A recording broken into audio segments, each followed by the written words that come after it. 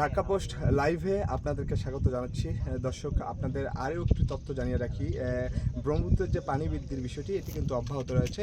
স্থানীয় পানি উন্নয়ন বোর্ড একটি দুঃসংবাদ দিয়েছে।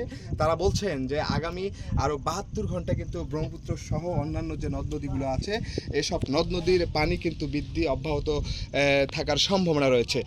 দর্শক, আমি এই মুহূর্তে আছি কুড়িগ্রামের উলিপুর উপজেলার বেগমগঞ্জ ইউনিয়নের বালাডোবার চর।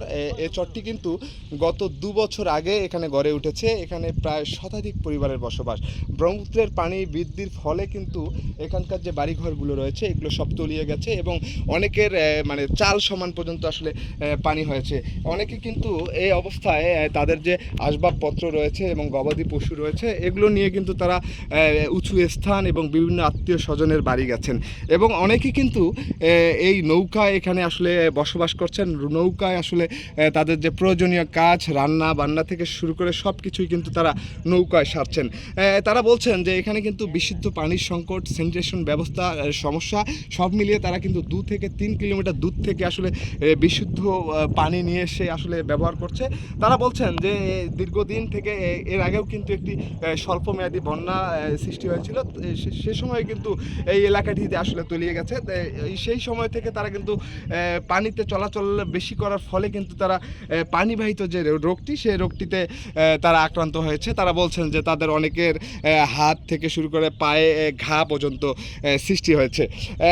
এছাড়াও নিম্নাঞ্চলের যে প্রাথমিক বিদ্যালয় বা বিভিন্ন শিক্ষা প্রতিষ্ঠানগুলো রয়েছে বন্যা পরিস্থিতির কারণে কিন্তু সেগুলো বন্ধ করে দেওয়া হয়েছে। এছাড়াও কিন্তু মানে স্বাস্থ্য বিভাগ থেকেও কিন্তু তারা বলছেন যে বন্যা কবলিত বন্যা মোকাবেলায় কিন্তু তারা তাদের টিম বিভিন্ন এলাকায় কাজ করছে যাতে মানুষ আসলে কোনো সমস্যার সম্মুখীন না হয়।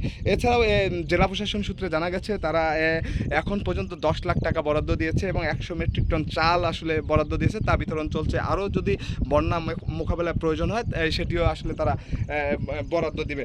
এছাড়াও শুধু এই ব্রহ্মপুত্রের অবৈকার এই বালাডোবার চর নয়, 16টি নদ নদীর যে নিম্নাঞ্চল রয়েছে এবং সেই সব নিম্নাঞ্চলের কিন্তু অনেক গ্রাম কিন্তু আসলে প্লাবিত হয়েছে।